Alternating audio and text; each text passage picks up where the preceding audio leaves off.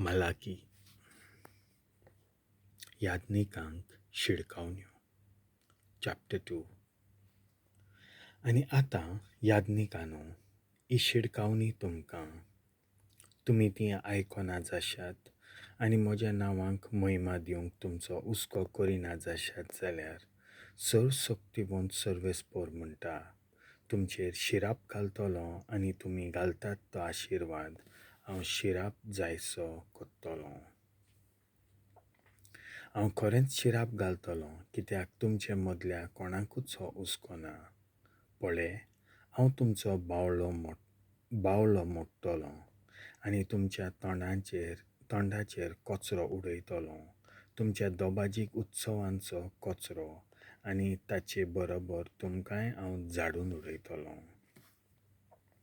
लेवी कडेन केल्लो करार हांव सांबाळटां म्हूण तुमी जाणो जावंक ही आज्ञा हांवें तुमकां दिल्या, म्हणटा सर्वशक्तिवंत सर्वेस्पर. ताचे कडेन हांवें केल्लो तो करार जिविताचो आनी शांतीचो आनी ही देणी हांवें ताका दिल्ली. त्या भायर तो करार भिडेचो आसलो आनी ताणें म्हजी भिडा धरली आनी म्हज्या नांवाचो ताका भंय आसलो. ताच्या तोंडांत आसली स्वताची समूत आनी ताच्या ओंठांचेर लोबाडी मेळ्ळी ना. शांतीन आनी प्रामाणीकपणान तो म्हजेर बरोबर चल्लो आनी जायत्यांक ताणें खोट्या मार्गावयलीं पयस काडलीं. याज्ञिकाच्या ओंठांनी जानवाय सांबाळूंक जाय, ताच्या तोंडांत मनशांनी समूच सोदूंक जाय, कित्याक तो म्हणल्यार सर्वशक्तिवंत सर्वेस्पराचो निरोपी.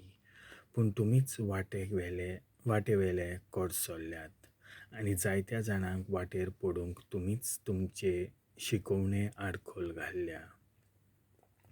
लेवीचो करार तुमी मोडून उडयला, म्हणटा सर्वशक्तिवंत सर्वेस्पर.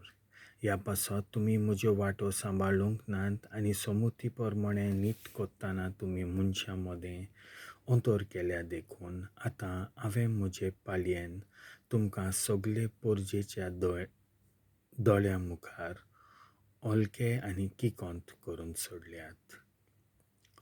लग्न मोडणें आनी कुड्ड्या देवांक बोजतल्या बायलां कडेन लग्न. आमकां सगल्यांक एक बाप आसा न्हय? एकाच देवान आमकां रचल्यांत न्हय? कित्याक तर आमी एकामेकाचो घात घेता आनी असो आमच्या पुर्वजांचो घोराव बोश्टायता. जुडान विस्वास मोडला, इस्रायलांत आनी जेरुसलेमांत कांटाल्याचें कोत्तूब केल्लें आसा. पोरक्या देवाचे धुवे कडेन लग्न जावन जुडान सर्वेस्पराच्या मोगाचें ताचें पवित्र स्थान बोश्टायलां. असलो अपमान कोत्तल्याक कोणूय तो जावं आनी सर्वशक्तिवंत सर्वेस्पराक भेटवण्यो अर्पूंक तो येयत जाल्यारूय सर्वेस्पर जाकोबाच्या तोंबूंतलो भायर घालूं. आनिकूय एक वस्त तुमी कोत्तात, सर्वेस्पराचे वेदीचेर तुमी दुकां घडोयतात.